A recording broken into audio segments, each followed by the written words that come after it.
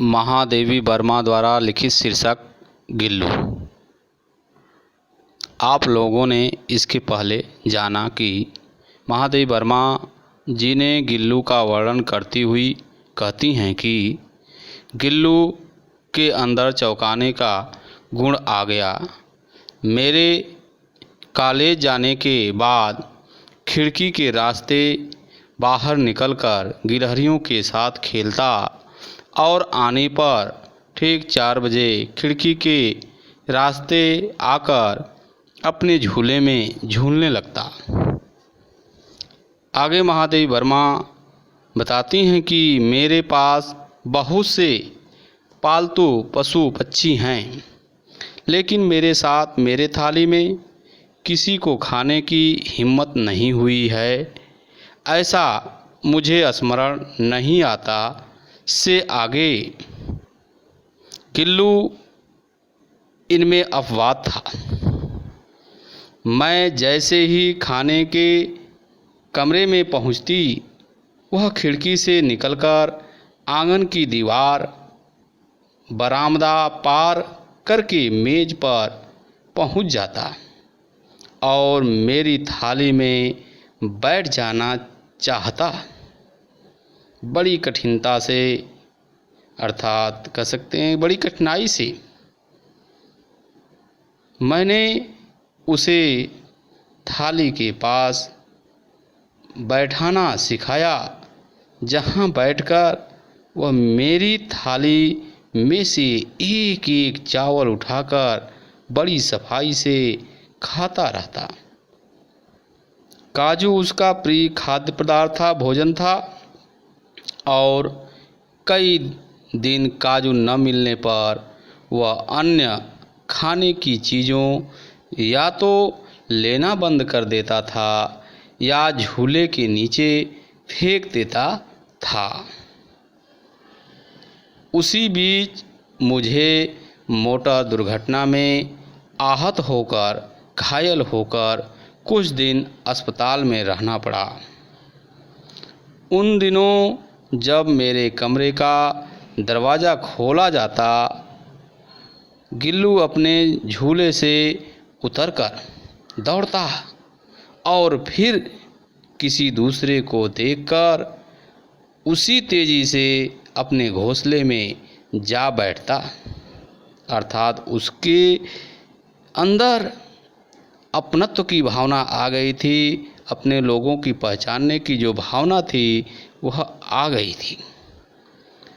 सब उसे काजू दे जाते, परंतु अस्पताल से लौटकर जब मैंने उसके झूले की सफाई की तो उसमें काजू भरे मिले, जिनसे ज्ञात हुआ कि मालूम पड़ा कि वह उन दिनों अपना प्रिय खाद्य कम खाता रहा जिस समय मैं बीमार थी।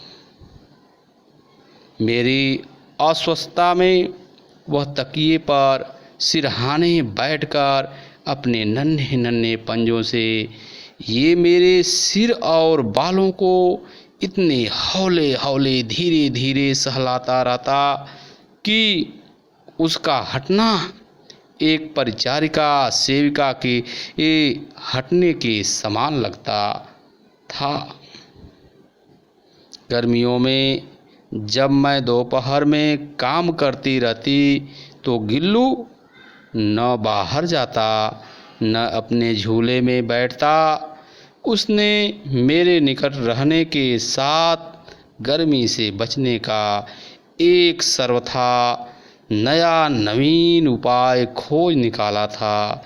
वह मेरे पास रखी सुराही पर लेट जाता था ताकि गर्मी से हम बच सकें, और इस प्रकार समीप भी रहता।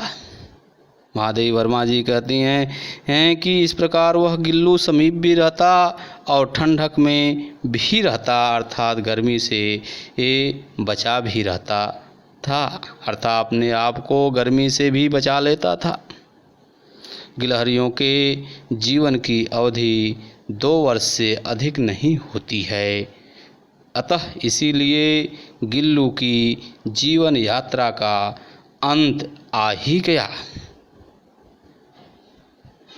मरने का समय आ ही गया।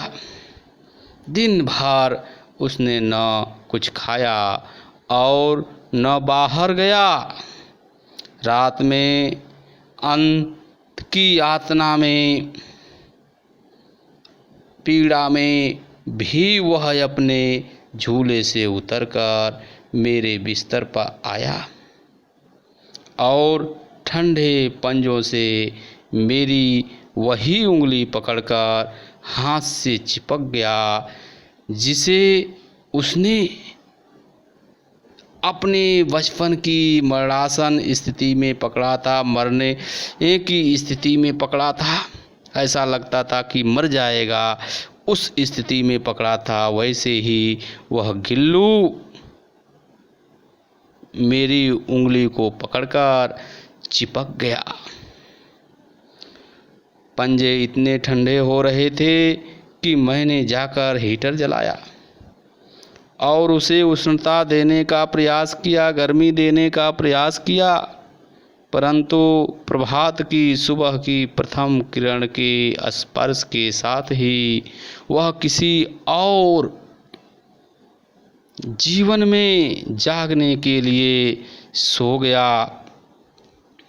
उसका झूला उतार कर रख दिया, खिड़की की जाली बंद कर दी गई, परंतु गिलहरियों की नई पीढ़ी जाली के उस पार चिक चिक करती ही रहती और सोनजूही पर वसंत आता ही रहता।